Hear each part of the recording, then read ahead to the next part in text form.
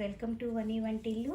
మనకి టిఫిన్ పిండి ఏమీ లేనప్పుడు మనం ఇలా గోధుమ పిండి కోడిగుడ్డుతో ఇలా హెల్దీగా బ్రేక్ఫాస్ట్ చేసి పెట్టండి. దీనిలో ఏ చట్నీ కూడా అవసరం లేకుండా డైరెక్ట్గా తినేయచ్చు. అంత టేస్టీగా సులువుగా మనం వీటిని తయారు చేసుకోవచ్చు.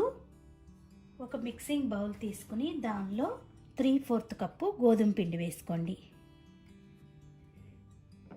ఇప్పుడు దీనిలో 2 కోడిగుడ్లని పగలకొట్టి వేసుకోవాలి.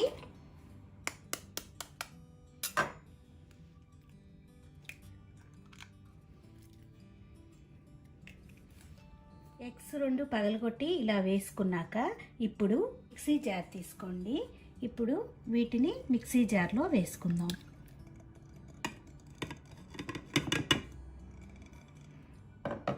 దీనిలో ఒక అరకప్పు నీళ్ళను వేసుకుని మెత్తగా గ్రైండ్ చేసుకోండి. అప్పుడు మనకి ఉండలు అనేది లేకుండా మనకి సాఫ్ట్గా వస్తుంది.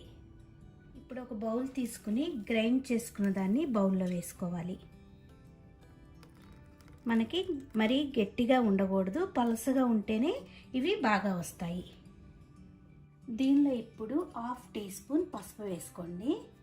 మనకి కోడిగుడ్డు వేసాం కాబట్టి నీసు వాసన అనేది ఏమీ లేకుండా ఉంటుంది.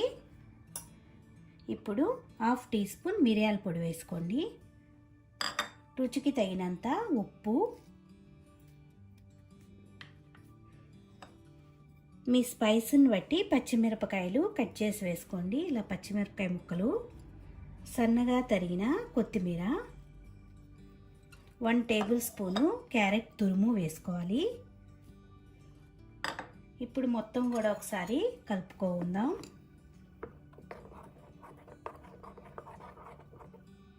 ఇలా కలుపుకున్నాక ఇప్పుడు మొత్తం కలుపుకున్నప్పుడు పిండి కన్సిస్టెన్సీ ఇలా ఉండేట్టు చూసుకోండి.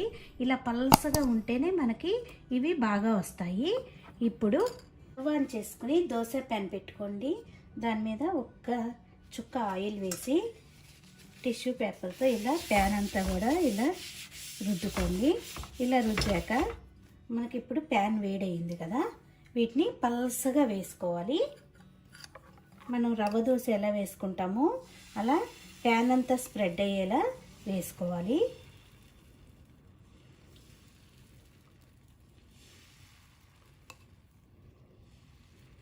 ఇలా వేసుకున్నాక మీరు ప్యాన్ని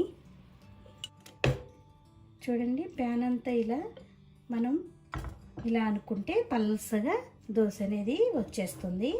ఇప్పుడు ఫ్లేమ్ని మీడియం ఫ్లేమ్లో పెట్టుకుని పైన చుట్టూతా కూడా కొద్దిగా ఆయిల్ వేసుకోవాలి.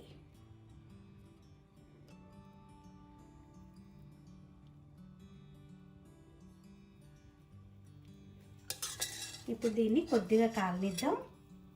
అటువైపు కాలేక రెండో వైపు తిప్పుకుందాం.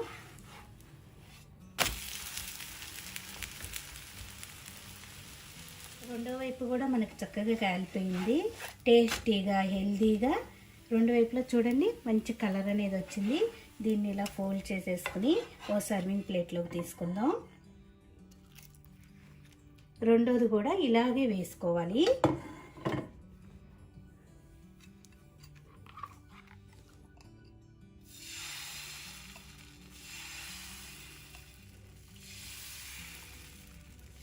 ఇలా గరిటెతో కొద్దిగా వేసి ప్యాన్ని మీరు అటు ఇటు అంటే పల్సగా ప్యాన్ అంతా కూడా చక్కగా స్ప్రెడ్ అవుతుంది, పల్సగా వచ్చేస్తుంది. చూడండి,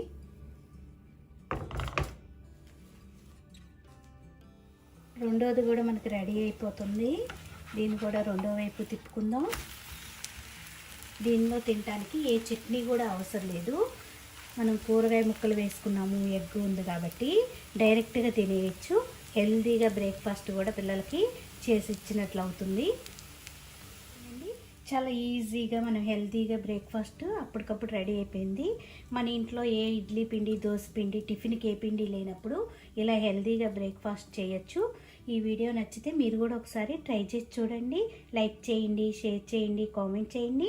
మరిన్ని వీడియోల కోసం వని వంటిల్ని సబ్స్క్రైబ్ చేసుకోండి. Thank you for watching.